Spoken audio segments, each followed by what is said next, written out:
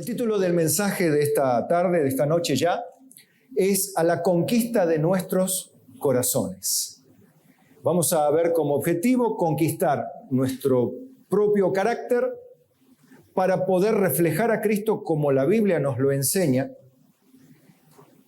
para ser lo que debemos ser, para mostrar la imagen que debemos tener, porque Cristo nos escogió, o Dios nos escogió antes de la fundación del mundo, para que fuésemos hechos conforme a la imagen de su Hijo. Y esto tiene que ver con no la imagen física, con la apariencia del rostro de Cristo, no obviamente, ni la vestidura. No sé qué tipo de vestidura usaremos en el cielo. La Biblia dice que las vestiduras eran blancas, de lino fino, pero obviamente tiene un sentido más figurado que real, ¿no? Convengamos que Dios se revela a través de figuras, de las cosas que no se ven. Hay cosas que no son posibles articular humanamente en lenguaje porque son extranaturales. No voy a decir extraterrestre porque algunos me van a malinterpretar, pero son extranaturales. No hay en la naturaleza cosas que hay en el cielo, personas y formas y cosas que se puedan describir con lenguaje humano. Ahora, nosotros fuimos llamados a llevar la imagen de Cristo en nuestra forma de ser, en nuestra forma de andar, en nuestra forma de conducirnos. Entonces vemos a un Cristo que se entristecía, sí. Se entristecía hasta la muerte, se entristeció en algún momento. El Espíritu Santo se entristece y es Dios también, ¿no? El Espíritu, Jesús se aira, sí. Sí, se aira también. Jesús se compadece, sí. Vemos que es un carácter. Ahora, ninguna de estas cosas son pecado. La tristeza, la ira, la compasión, obviamente, la misericordia. Es parte del carácter de Cristo. Ahora, vemos que en Él, particularmente en Él, está perfectamente balanceado todo para ser manifestado de manera oportuna en el momento necesario o oportuno también, ¿verdad? Lo vemos a Cristo actuar de diferentes maneras, con diferentes personas, en diferentes circunstancias, para que en todo se refleje el carácter de Dios en su vida. Ahora, eso Dios lo quiere hacer en nosotros. Digo lo quiere porque evidentemente no vemos que esté realizado en nosotros. Y yo veo más en este tiempo, y creo que usted coincidirá conmigo, que una de las condiciones del carácter de estos últimos tiempos son la irritabilidad, el combate constante entre las personas, y digo acá en el trabajo, en la calle, en las redes, en la familia, entre hermanos de sangre, en la iglesia. Vemos un nivel de reactividad, o sea, problemas hubo siempre, guerras hubo siempre, conflictos, envidias, pero me da la impresión, no sé si me da, pero creo que usted coincide conmigo, y si vamos a las estadísticas seguramente lo vamos a ver así, que hay un nivel mayor de irritabilidad, de reactividad en las relaciones. De hecho, como lo veníamos haciendo en algunos análisis, el individualismo ha crecido.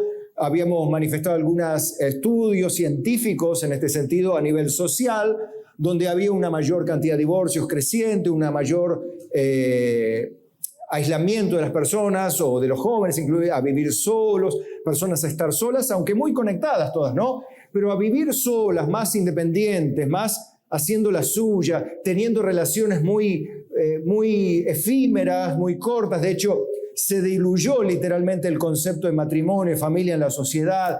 Hay parejas desparejas, parejas que duran un tiempo. Ya, aun cuando las parejas se forman, que son parejas desparejas, y otras que son parejas medio parejas, pero que tampoco resisten muchos años. Y en definitiva son pocos locos, voy a decirlo entre comillas, que deciden casarse. Pero el casarse también es una especie de adorno más, a veces, de la unión matrimonial, a veces, ¿no? Lo vemos así. Y algunos dicen, es una percepción, pero nosotros fuimos a las estadísticas, nos dimos cuenta que era algo serio.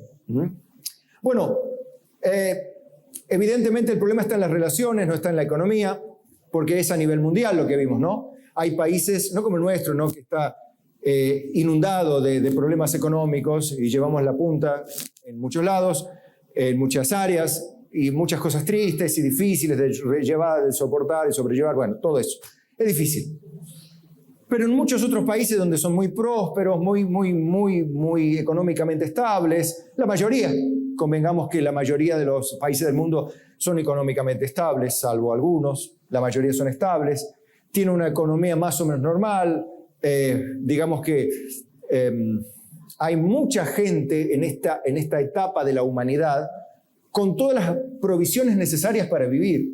De hecho, hay mucho más alimento ahora per cápita que muchos cientos de años atrás. Hay mucha comida en el mundo. El hecho de que se reparta mal es otro problema, ¿sí? Es una cuestión de egoísmo. Pero comida hay un montón. Y veo que el problema es más de relaciones y del carácter de las personas que en realidad de las cosas que necesitan las personas. Entonces yo miraría este índice en su vida, en mi vida, para justamente tratar de ver si usted está reflejando cada vez más el carácter de Cristo o cada vez menos, si es que dice reflejarlo. Como dijimos, aquel que dice, bueno, Dios me hizo así, que me aguanten como soy, evidentemente no está queriendo reflejar a Cristo, no tiene la menor intención de hacerlo. Puede que lo diga o no, pero si en su corazón lo piensa así, ya está. Porque las personas son como son en su corazón, ¿no? Porque de la abundancia del corazón habla la boca y se manifiesta la persona. Entonces la irritabilidad de una persona podría llegar a darnos un índice de su situación o de la pendiente, donde hace una pendiente positiva o una pendiente negativa en lo que a formación del carácter se refiere. La irritabilidad, usted sabe, quizá lo ha comprobado, una condición de irritabilidad suya, como de alguien que está con usted en el trabajo, entre compañeros de curso, por ejemplo, o de la iglesia, no sé, en la casa, con algún familiar.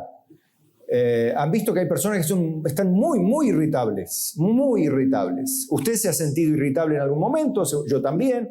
Nos hemos sentido irritables en algunos periodos de la vida. Y esto me doy cuenta que puede complicar las relaciones, nunca mejorarlas. O las mejoró en algún sentido alguna vez. No. ¿Qué causan cuando las relaciones se desmejoran? Frustración y se dañan otras personas también.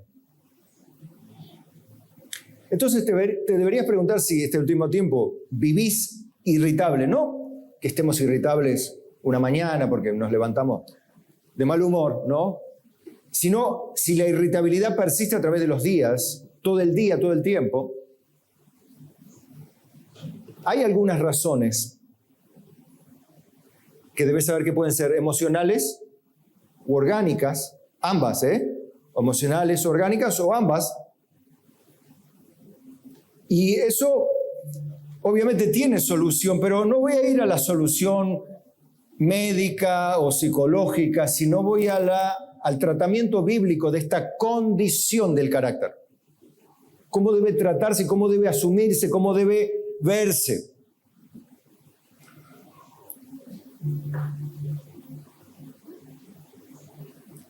Hay algunas cosas que podés evaluar en este sentido. Por ejemplo, así bien práctico, ¿no? La tristeza oculta, si hay una tristeza que no es por algo puntual o algo que no te estás dando cuenta, que persiste, triste. Siempre triste, siempre triste. Siempre triste, ¿qué te cara larga? ¿Qué te pasa? Nada, pero estoy mal, nada, y bueno, y mal, y cómo estás, y mal. A veces no lo decís por vergüenza para que no te diga otra vez, pero estás mal. O sea, no mejora la condición. La depresión, que es un grado mayor ya, y no es lo mismo la tristeza que la depresión, no es lo mismo. Estoy medio depre no significa sufrir depresión. Uno dice depre a veces porque está deprimido, triste más bien. Pero cuando uno está deprimido, hay otras cosas que se pierden como la motivación, las ganas de hacer, las ganas de mover algo, de avanzar en algo, de aspirar a algo, de soñar con algo, de alcanzar una meta. Uno triste, uno estando triste, puede tener todavía fuerzas para seguir adelante. Uno estando deprimido ya es probable que pierda la fuerza para seguir adelante, en cualquier área, ¿no? La angustia de la incertidumbre, por ejemplo, como ha pasado en términos de lo que viene padeciendo nuestro país, esta incertidumbre social, política, que viene agobiando a las personas, las pone en un estado de irritabilidad que le hablas o se hablan de política y se encienden a matarse con palabras, ¿no? Y a veces hasta las manos, ¿no?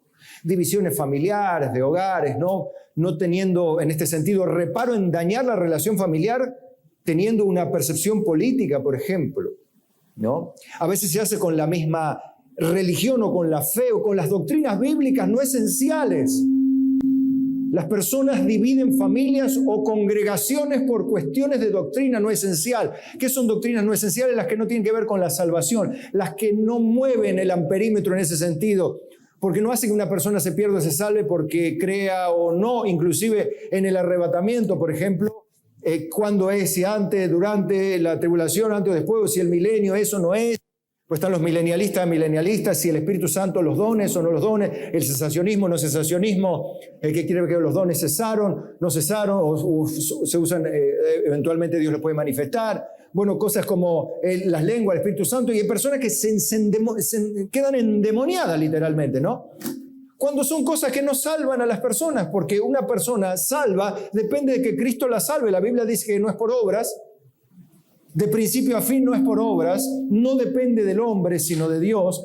Del hombre tiene la responsabilidad luego de responder a la salvación, aceptando a Cristo y viviendo de manera que la Biblia enseña, pero la salvación no es por obras. Ahora, si alguien está enseñando con dureza que la salvación es por obras, que tenés que ir, pagar al purgatorio tus obras y vemos después si lo pasamos al cielo, no pasamos al cielo, o que tenés que hacer algo, que tenés que hacer algún tipo de rito para salvarte, o algunas cosas obscenas, obscenísimas, o burdas, donde hay inmoralidad sexual con los líderes de la iglesia. Algunos han sufrido estas cosas o las han visto, ¿no? Que a mí me parece absolutamente deplorable y cómo existen porque Dios permite todo. Dios no va a detener nada hasta que Él no venga a emitir el juicio sobre la tierra y sobre lo que dice ser su iglesia también. Dice ser. Obviamente con el tal ni aun con mal, dice la Biblia, hay una división que hay que hacer, pero por cuestiones de doctrina no esencial, hermanos. Es triste que la persona sea reactiva y violenta, inclusive hasta produzca una especie de odio, rechazo, repulsión al hermano. Es grave. El estrés. ¿Cuántos conocen esta palabra? Sí, yo sé, estrés, 4, 5, 7, 8, ¿no? El estrés. ¿Qué es el estrés? Bueno, el estrés, dicen los médicos, que es una respuesta orgánica del cuerpo para prepararlo para el combate, para la batalla, para la huida. El problema no es el estrés. El problema es el estrés crónico, en realidad. Cuando te ladra un perro, un chihuahua, no te estresa mucho.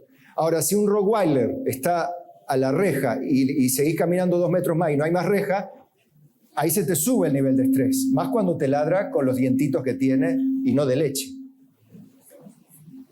Sí, ahí se te sube la bilirrubina y hasta todas las hormonas hepáticas. Bien, pero el problema no es ese pico de estrés. El problema es el estrés continuo, constante. Y después causas orgánicas, desbalances hormonales, déficits nutricionales, también que hay mucho. Hay muchos déficits nutricionales en estas últimas décadas porque nos alimentamos muy mal, porque la industria alimenticia ha trocado el dinero por la salud, ¿no? No le importa nada meter cualquier cosa en los alimentos. Recuerdo, hubo una gran batalla hace años atrás con las grasas trans, ¿no? Que son grasas malas en realidad. Estaban en muchos alimentos, ahora casi ninguno lo tiene. Y alguno que la come a mí ni me importa, con tal que no me caiga mal, dice, pero hace mal. Y así con muchas otras cosas, alimentos ultraprocesados y cosas que hacen mal, hermanos. Provocan desórdenes, como vimos la otra vez les enseñamos de jarabe de maíz de alta fructosa, que está en muchos alimentos, que no sirve para nada más que llenar el cuerpo de azúcares, que no sirve para nada. y desestabilizar completamente el sistema de control del azúcar en el cuerpo. Un desastre. Y nos alimentamos un montón de eso. Como le decía, inclusive también la estadística, ¿no? Que hace unos cientos años atrás, en 1800, comíamos 2 kilos de azúcar por año por persona y ahora comemos 74, una cosa así, por kilos por año de azúcar. Fíjese la diferencia. Entonces, con razón que estamos así, ¿no? Ha subido en estas últimas décadas la diabetes, la obesidad. Se cambió la dieta, la manera de comer. Bueno, esto produce condiciones orgánicas que potencian la irritabilidad y lamentablemente la irritabilidad pone en peligro las relaciones humanas. Sean en la iglesia, en la casa, porque uno está irritable, no es que llega a la iglesia y se le pasó la irritabilidad, sigue irritable, pero se controla porque trata de no pasarse la raya porque sabe que quedaría muy mal. Soy cristiano, entonces bueno, tengo que portarme bien, pero cuando llego a casa saqué el fal y empecé pum, pum, pum. ¿No? Y no debe ser así, ¿no? ¿De cuándo debemos ser santos? ¿Acá o en casa? Todo el tiempo. Todo el tiempo debemos ser santos, ¿verdad? Todo el tiempo, bueno. Bien. Ahora, lo que pasa es que estar en una condición de irritabilidad constante, usted se da cuenta cuando está irritable, porque cualquier cosa le molesta, cualquier cosa reacciona, cualquier cosa responde, cualquier cosa que le dicen ya le cae mal. Ya lo ve desde el lado negativo, o sea, usted recibe algo y a su juicio es una amenaza, a su juicio es una crítica amarga, a su juicio ya es algo que ya tienen contra usted, que la tienen contra usted, que te tienen en el ojo y todo te cae mal porque está irritable. Y los seres humanos tendemos a poner el foco en lo negativo. ¿Pero usted vio eso? La Biblia dice, examinadlo todo y retened lo bueno. ¿Por qué dice eso? Porque los seres humanos, a causa de nuestra naturaleza pecaminosa, pasamos todas las noticias y donde hay un accidente o algo, la multitud trata de ir ahí. ¿Por qué va a lo negativo? Está bien, si hay una necesidad hay que correr, asistir a las personas. No me refiero a eso. Me refiero a las imágenes. ¿Por qué nosotros en vez de ver imágenes de paisaje, de lindas flores, sea una imagen de un accidente, a ver cómo le pegó, cómo le dio, cómo le robó, cómo le pegó un tiro, cómo cayó? ¿Por qué se prenden esos videos? ¿Y por qué en videos del Natural Geographic? ¿Por qué no? Porque son aburridos, a mí me gusta. No, ¿ve? ¿Por qué? Porque tenemos la tendencia humana a enfocarnos en lo negativo, en la muerte, en el dolor ajeno. ¿Por qué las novelas siempre tienen triángulos amorosos y disputas y se roban el... ¿Por qué tienen tanta audiencia? Y donde se habla de matemáticas, se habla de filosofía, se habla de algo de historia, nada, son 2 o 3 locos mirando nomás.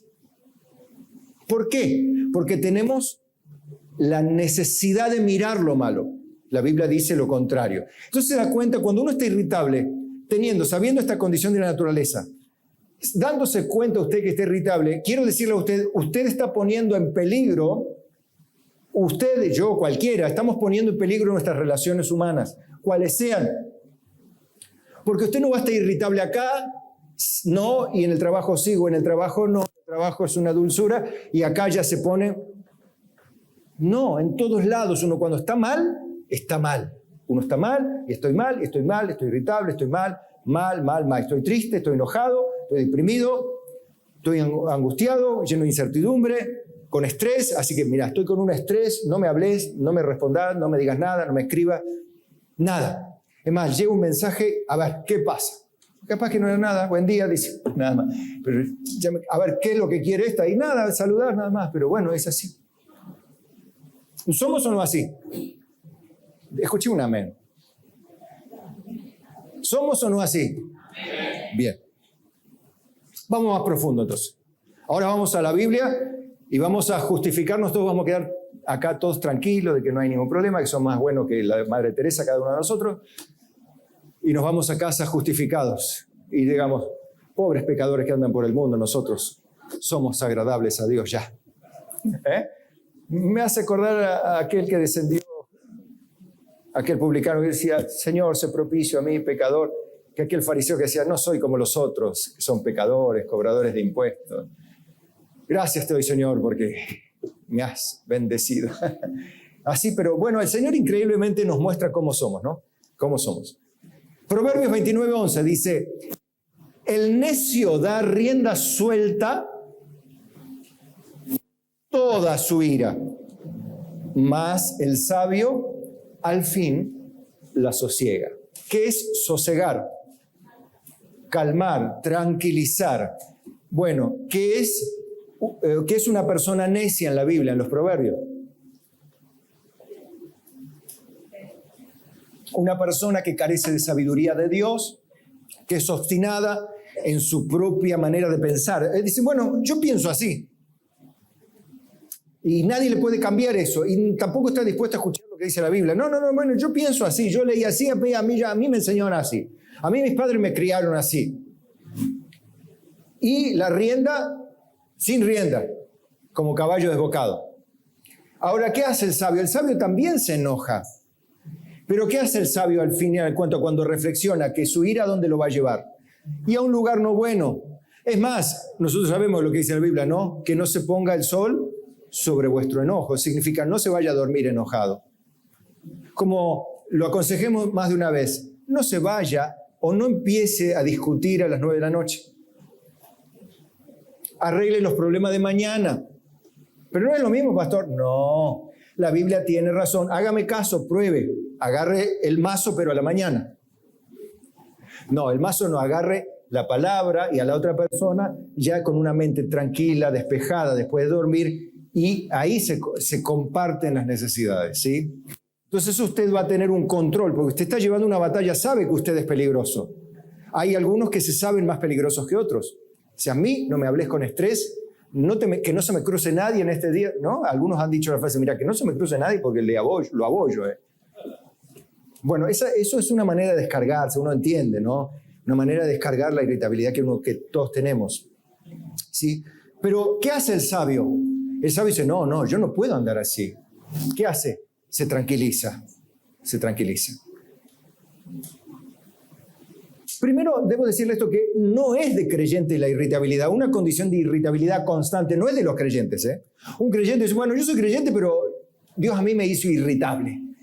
Así que me aguantan porque me tienen que amar como soy. La Biblia dice, bueno, tratar de justificarse, ¿no? La Biblia dice en Proverbios 15:18, el hombre iracundo promueve contiendas. Evidentemente un iracundo, una persona irritable, una persona en ira, con enojos, promueve. ¿Qué es promueve? Está abriendo espacios para la contienda, para el combate. Mas el que tarda en airarse apacigua la rencilla. O sea, si usted está en una confrontación de argumentos, pero deja la ira, evita que su corazón comience a recalentarse, usted va a apaciguar la rencilla. Probablemente no desemboque en una mala condición de la relación. Proverbios 16:32 dice, mejor es el que tarda en airarse que el fuerte. Algunos dicen, mira, a mí, bueno, ustedes saben los ejemplos, ¿no? Yo tengo pocas pulgas y le voy a bajar todos los dientes. Mira, se la he bajado a mucho y otro que se me cruce se los bajo también. Porque se siente fuerte. Más si fue boxeador, tuvo algún arte marcial o se siente físicamente fuerte. Y quizá nunca le bajaron un diente, pero el día que se lo bajen se le bajan los humos. Pero más allá de eso pasa en la calle. Pero la Biblia dice que es mejor otra cosa, mejor tardar en airarse que el fuerte. Y el que se enseñorea de su espíritu que el que toma una ciudad. Alguno puede decir, no, bueno, pero yo tengo grandes logros. Bueno, es mejor que tener grandes logros, es conquistar tu corazón. Ahí viene la frase. Enseñorearse del espíritu significa ser señor de tu ser interior. Que vos sos el Señor en el sentido humano, ¿no? El Señor de tu vida, ya sé que es Cristo, pero en este sentido está diciendo la Biblia que vos tenés dominio de tu interior, que tu interior no está fuera de control, como diciendo, ¿vio cómo hace la olla a presión? O sea, hay una presión bajo control ahí. Bueno, ahora en Proverbios 15:1 dice más, y esto es parte de la sabiduría, la respuesta blanda quita la ira, más la palabra áspera hace subir el furor. Evidentemente ya cuando se arma lío, responder con un nivel de volumen mayor o con durezas o con asperezas no mejora. Es cierto a veces, a ver, por ejemplo, una mamá que pone en vereda a un chico, le dice, nene, quédate quieto, de una vez por todas, como que pone en vereda, ¿sí? A ver, hay eventos donde es necesaria el enojo santo, el enojo sin pecar, donde la ira de un papá o la ira de una persona pone en vereda a los subalternos, por ejemplo. Soldado tal, ahí quédese quieto, vaya lo que dice, no sea cobarde, vaya ya, ¿no? De alguna manera, ¿no? Como que pone en vereda a las personas, como que está justificada la ira, no es pecado, pero a veces es necesario. Jesús usó de la ira para poner en orden y purificar el templo. Y él inclusive volcó las mesas. Así que nosotros vamos a empezar a volcar mesas porque Cristo las volcó. No significa eso. Pero hay una mostración fuerte de la ira donde puso en vereda y en la convicción de pecado que en la casa del Señor no se practique esa clase de hipocresía de aprovecharse como hacían estos cambistas, que como pasa, ¿no? Como venían extranjeros, venían a traer a Jerusalén sus diezmos, sus ofrendas, y no venían con la vaca de 200 kilómetros caminando con la vaca. ¿Qué hacían? Vendían la vaca, traían el dinero y compraban el ternero, compraban el animal en el mercado, cambiaban el dinero y el animal lo sacrificaban en Jerusalén. Pero claro, como venían los extranjeros, este de afuera, este de arriba, del norte, del sur, mira y agarraban, lo desplumaban, los cambistas. Esto es típico también, a extranjero a veces ustedes ven que le sacan todas las plumas, a veces. Eso es muy feo. Y Jesús se enojaba mucho, y eso lo hacían dentro del templo. Por eso no tiene nada que ver que uno venda en la iglesia cosas, ¿sí? No está mal que venda cosas. Ahora, si para sacarle la vida, la sangre a la gente, obviamente, Jesús se enojaría y nosotros también, con todo derecho. ¿Entiende? Bien. Ahora, no podemos alegar un carácter fuerte o una mente estresada inclusive para justificarnos de nuestra condición de irritabilidad o de enojos constantes, digo, ¿no? Crónicos, a través del tiempo, de manera continua, todos los días. No podemos decir, bueno, lo que pasa es que el estrés, lo que pasa, ahí hay algo que no está bien. Porque decía al médico, bueno, el médico dice, tiene que bajar el estrés. Bueno, no puedo. Bueno, Morita, sí, ¿qué va a hacer? ¿Qué te va a decir? Y si no querés tratar ese asunto, pues te hace mal, te va a matar así. Te va a hacer subir la tensión, te va a hacer subir el colesterol, vas a tener problemas cardíacos, te va a salir por la aorta, te va a salir todo. ¿Y qué vamos a decir nosotros? Bueno, que pase cuando tenga que pasar, listo, chao. Pasa, ¿no? Las personas después de un ataque de ira, a veces era un paro cardíaco tremendo, bueno, cosas tremendas. 2 Timoteo 1:7 dice, para que los cristianos no digamos, si somos cristianos, ¿no? Si tenemos el Espíritu Santo. ¿Cuánto tiene el Espíritu Santo? Y el que no tiene el Espíritu del Señor no es de Dios, dice la Biblia, ¿no? Si usted no tiene el Espíritu de Dios, no es de Dios. Su alma está perdida todavía. Aunque se llame cristiano, haga profesión de fe, le va a pasar lo que a las 10 vírgenes. Cuando venga Cristo, ¿no es cierto? Suena la trompeta, prepara la lámpara, pero si no tiene Espíritu Santo, no tiene aceite, no se va con el Señor. Señor, nunca te conocí. Bueno, pues yo iba a la iglesia, yo cantaba, yo oraba, yo predicaba. No sé dónde soy, se apartó de mí. No sé, no te conozco. Va a pasar eso. Por eso es importante, si usted tiene el Espíritu Santo, usted es de Dios. Pero si tiene el Espíritu Santo, usted no puede justificar su condición de ira constante. No podemos, no deberíamos. Dice, porque no nos ha dado Dios espíritu de cobardía. Perdón, fui yo. Sino de poder, amor y ¿de qué? De dominio propio. O sea que tenemos dentro de nosotros el potencial para dominarnos. Ni para el temor, como le pasaba a Timoteo, como él sentía temor, porque era grave la persecución. Con todo, le dijo, vamos, porque esto no es para cobardes. Si vos tenés el Espíritu de Cristo, Dios te da un espíritu de poder, amor y dominio propio. Y del otro lado, si vos decís, yo soy cristiano, pero en este mundo el estrés que tengo y el estrés en que vivimos me hace poner así, me hace hacer mi boca es la cloaca, ¿no? La salida de la cloaca. Yo no sé hasta qué punto, digamos, estamos ejercitando el dominio propio. O simplemente no nos interesa glorificar a Cristo ni que el nombre de Cristo sea blasfemado en nosotros, ¿no? Dice 2 Timoteo 1:7, porque no nos ha dado espíritu de cobardía, sino de poder, amor y dominio propio. 2 Pedro 1:5 dice, vosotros también, Esto lo habíamos leído la otra vez. Poniendo toda diligencia, por esto mismo, añadid a vuestra fe virtud, a la virtud conocimiento, al conocimiento dominio propio, al dominio propio paciencia, a la paciencia piedad, y a la piedad afecto fraternal, y al afecto fraternal amor. Poned también diligencia en añadir vosotros, dice Pedro a la iglesia. Tenemos que ser diligentes, dispuestos, aptos, rápidos, serios, en trabajar esto de tener dominio propio, toda diligencia. ¿Qué es toda diligencia?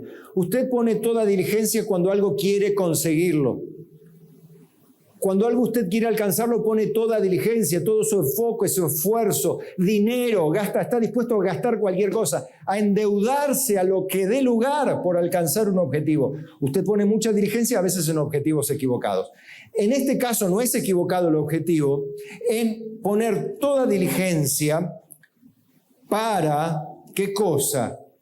Añadir a nuestra vida de fe, virtud, conocimiento, como lo hacían los hermanos, ¿no? A través de lo que premiamos hoy, dominio propio, paciencia, piedad, afecto fraternal y amor. Cosas que nosotros tenemos que añadir. Bueno, pero eso es fruto de Dios, claro. Pero eso no nos exime a nosotros la responsabilidad. De hecho, vemos que si nosotros no hacemos algo, parece como que Dios tampoco hace nada en nosotros.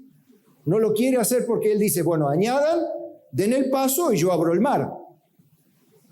Señor, mira a los egipcios. ¿Por qué clamas a mí, Moisés? Dile a mi pueblo que marche. Y recién cuando Moisés puso el pie, como los sacerdotes pusieron el pie, ahí se abrió el mar. Así pasó en el Jordán también. Pasen los sacerdotes y se abrió.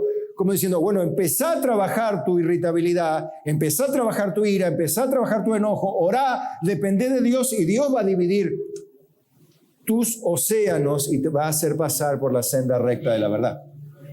No hagas nada y seguís, Señor, mira mi carácter, y estás dañando a cuantos tenés alrededor. Te quedaste sin amigos, sin perros, sin gatos, sin caniche, sin canario, quiero decir, sin nada. Porque ya ni el gato te soporta. Entonces, eso es lo que nos llama a la reflexión. Digo, claro, Dios no hace nada si nosotros no actuamos en fe pidiéndole a Dios gracia para mejorar. Diga conmigo, Señor, ayúdame a mejorar. Bien, esto, oiga, que no es para ustedes y para mí, no, para todos nosotros, ¿sí? Debemos ser conscientes de esto, pero ninguno sienta que debe eludir esta clase de reflexión.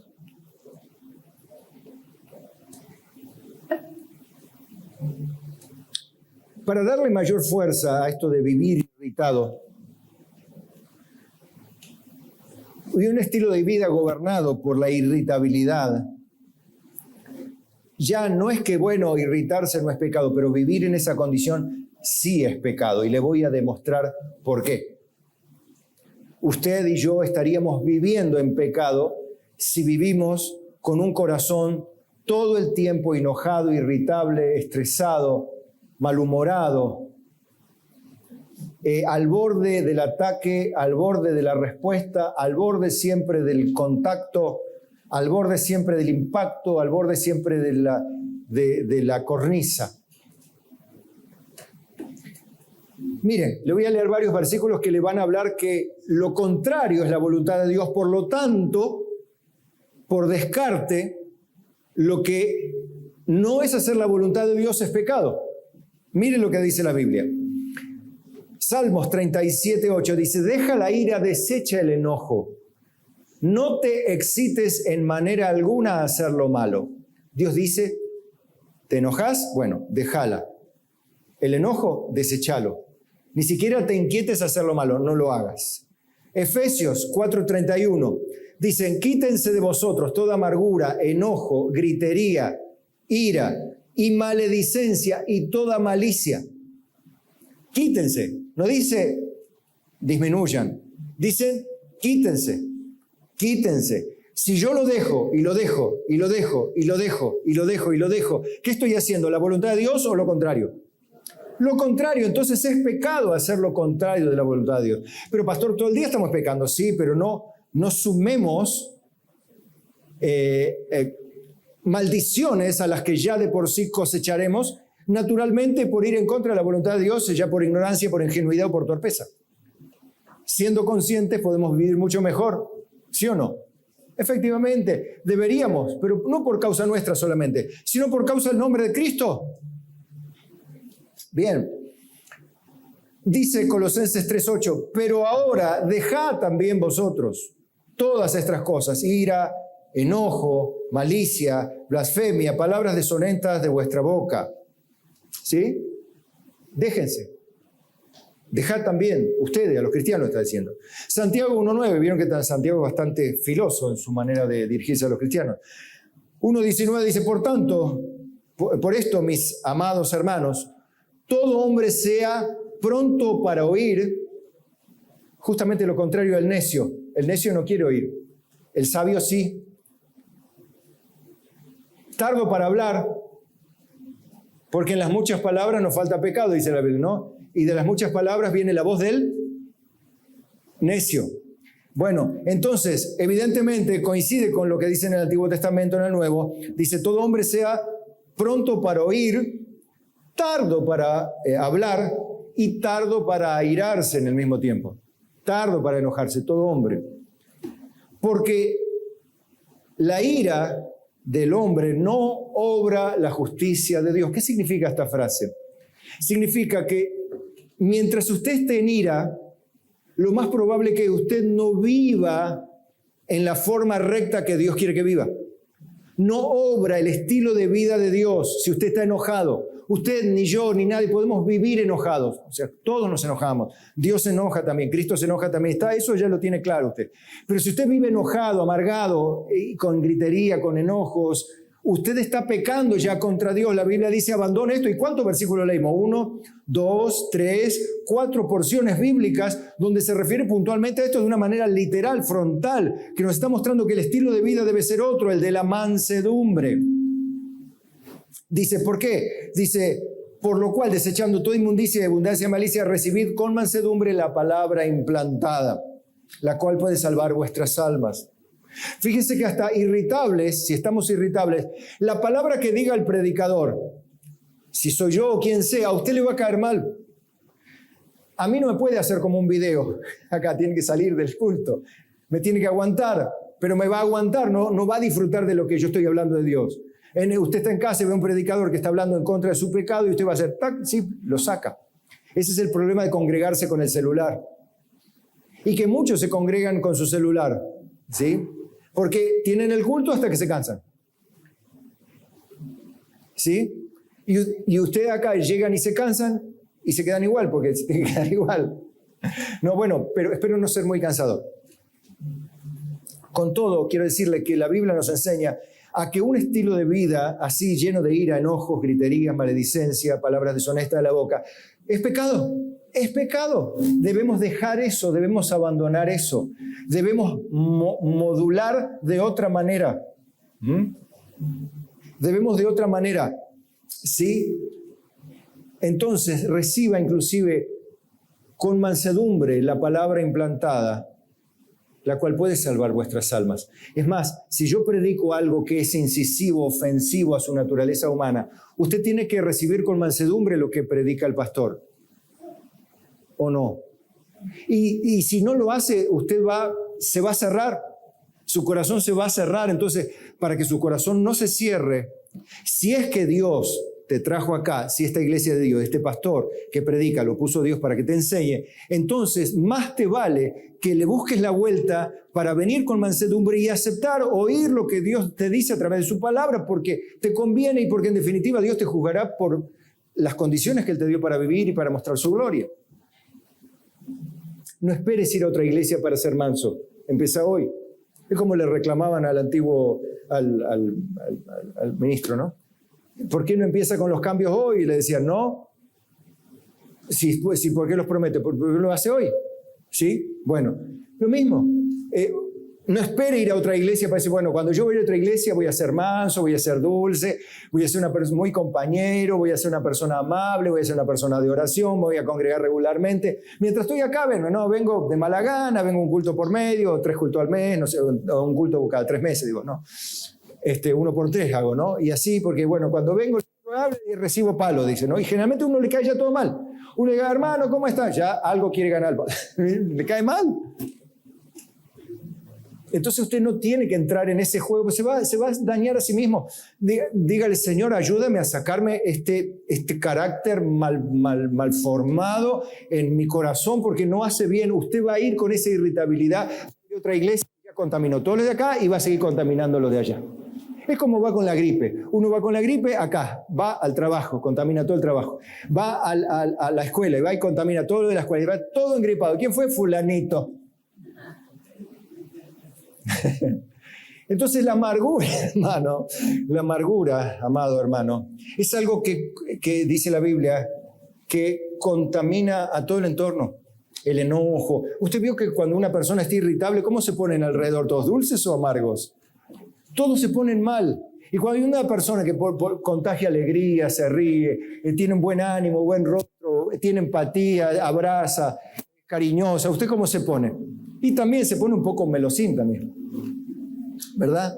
Se le pega lo bueno, así como se pega lo malo. Entonces, si usted se junta con no te juntes con el hombre de enojos, dice la Biblia, no sea que aprenda sus maneras. ¿Qué quiere decir? Que si vos te juntás con el hombre o la mujer de enojos, vas a vivir aprendiendo sus maneras en cualquier momento, van a andar, mira, ahí andan las dos enojados, y el otro todo enojado, y con ellos están todos enojados. Y eso es pecado, hermanos. ¿Amén? Amén. Bien, ¿qué es la mansedumbre? A ver, porque hablamos de mansedumbre, yo quiero traerles una linda definición de mansedumbre para que usted entienda lo que la Biblia nos manda hacer, mansos. ¿Sí?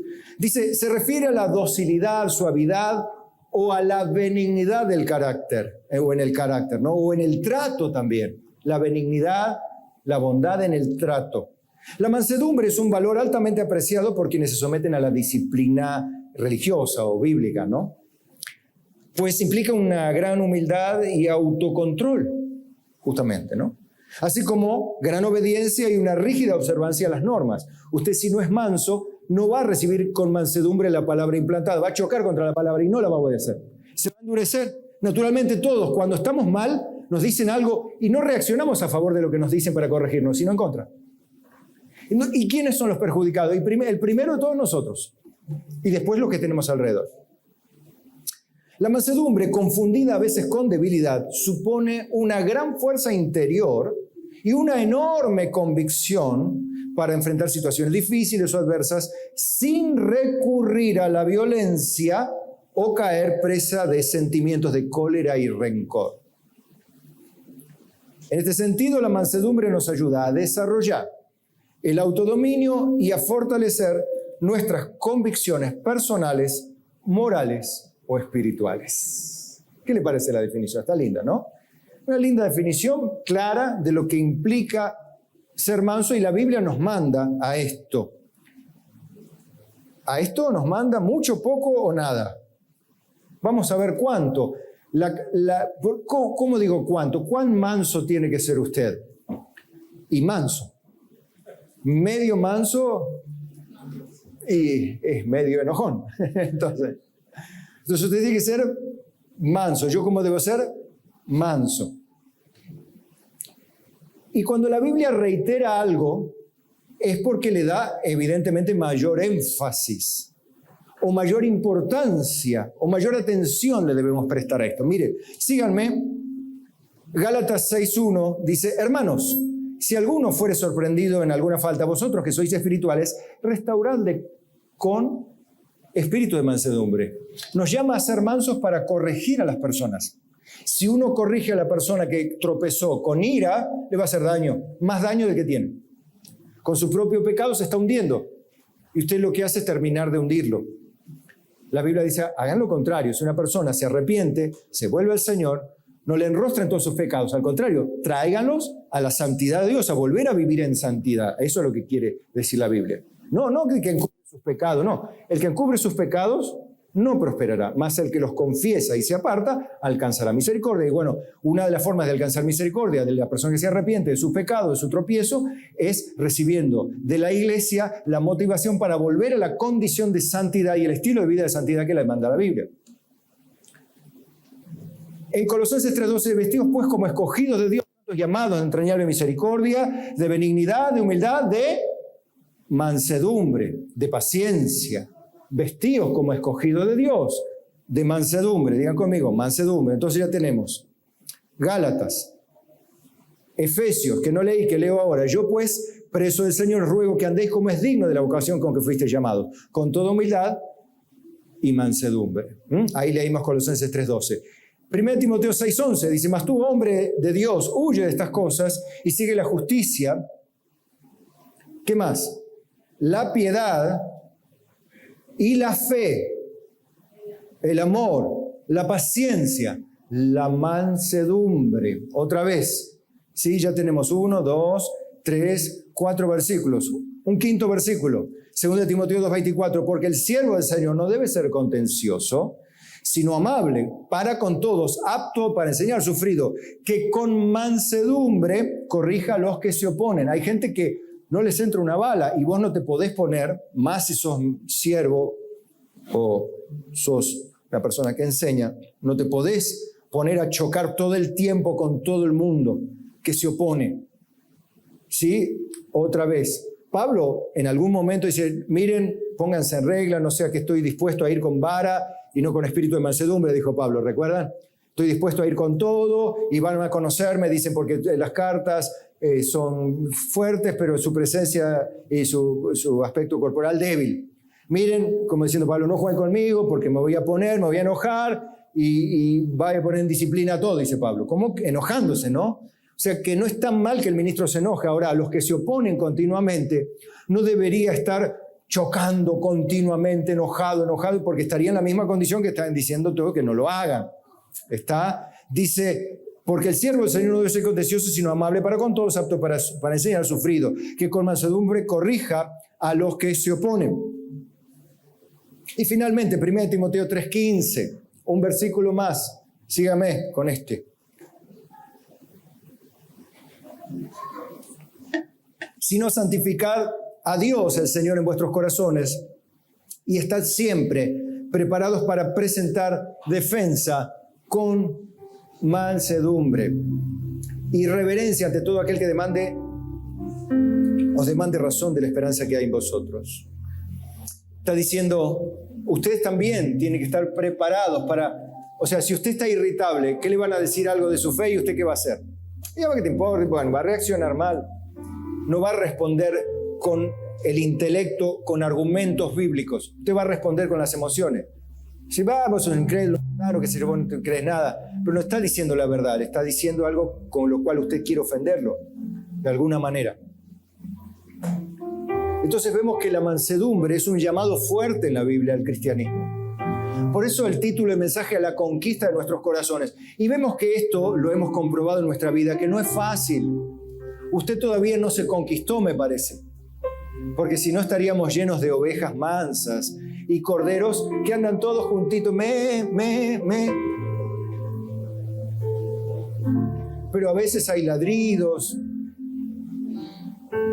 hay rugidos y cosas que no son de ovejas. Y uno dice, ¿qué pasa con las ovejitas del Señor? ¿Qué pasó? ¿Dónde se le fue el gozo? ¿Dónde se le fue la mansedumbre? ¿Qué dicen tener si son cristianos? ¿Qué condición debo tener en qué lugares debo estar manso yo? En todo, exactamente. En todo lugar debo ser manso. En casa, en el trabajo, en la iglesia, en la calle, al volante. Inclusive si quiere, como estamos ahora de moda en la campaña política, usted también debería ser manso. Todos deben ser mansos los que son creyentes. Póngase de pie, iglesia, porque quiero contarle esto.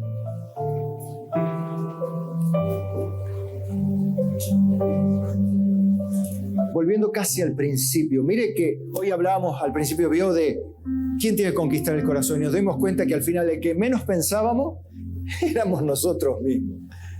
Los que tenemos el gran problema. Dios no tiene problemas. Él es Dios. Nosotros tenemos el problema con la responsabilidad que tenemos. Demostrar el nombre. Si usted se deshace de la responsabilidad, usted y yo no vamos a mostrar a Cristo. Seremos cristianos nominales, como hay millones en el mundo. Pero esos no se van con Dios. Los nominales no se van. Los que son en esencia, en espíritu, creyentes verdaderos, ¿verdad? Por eso la Biblia dice, el que tarda en airarse es de grande entendimiento. Mas el que es impaciente de espíritu enaltece la necedad. Esto está en Proverbios 14, 29. El corazón apacible es vida de la carne. Y acá tiene el último beneficio, que no era el objetivo de la prédica, pero como bono extra, como bendición extra, si así lo quiere. Usted puede ser perseguido, estar sometido a estrés, a pérdidas, a enfermedades, dificultades, pero no por eso se puede justificar de su carácter reactivo, irritable, contestador, respondón, como dice la Biblia. Por ahí no usamos esta palabra. Ser contestatario, respondón, contencioso, litigante, en términos más jurídicos, pendenciero, en términos más callejeros. Como quiera, no tenemos el derecho ni el permiso, porque el nombre de Cristo se invoca sobre nosotros. Si decimos ser cristianos, debemos ser mansos. Es más, Jesús dijo, aprended de mí que soy manso y humilde de corazón y hallaréis. Entonces, primero glorificar a Dios y después el descanso para tu alma y ahora, como bono extra, dije yo, salud para tu cuerpo también. Es natural, es esperable. Una persona que tiene las emociones controladas, una persona que tiene su condición orgánica y física, por decir, pero si es orgánico, ¿qué hago? Y bueno, mata a todos los que puedas, qué sé yo, antes que te mueras. No. Si tenés un problema orgánico, hay que tratarlo, ¿o no? Pero no sé qué tengo. Y bueno, empecemos por un médico. Empecemos por la guardia, si quiere. Pero empecemos, porque no podemos vivir así, hermanos. Saltando la térmica cada rato, la quiere enganchar y porque está quemada ya. No. Al contrario, debemos en todo tiempo, y en algún momento nos enojamos para usar la ira como herramienta, no como justificación para el pecado. ¿Cuántos tienen que conquistar sus corazones? Oramos. Señor, ayúdanos a seguir peleando esta batalla todos los días de nuestra vida. Nos damos cuenta de que la Biblia nos manda y mucho a tener un carácter bajo control, a tener una mente equilibrada, un pensamiento equilibrado, no reactivo, no irritable, un corazón no irritable. Alejar de nosotros las iras, la maledicencia, los enojos, la gritería, las blasfemias, las palabras deshonestas de la boca. Señor, ayúdanos a ser prudentes con nuestra lengua. Ayúdanos a caminar en la palabra de Dios, para que en todo sea glorificado Jesucristo. Así te lo pedimos y así esperamos, Señor, en el nombre de Jesucristo, y decimos todos, amén.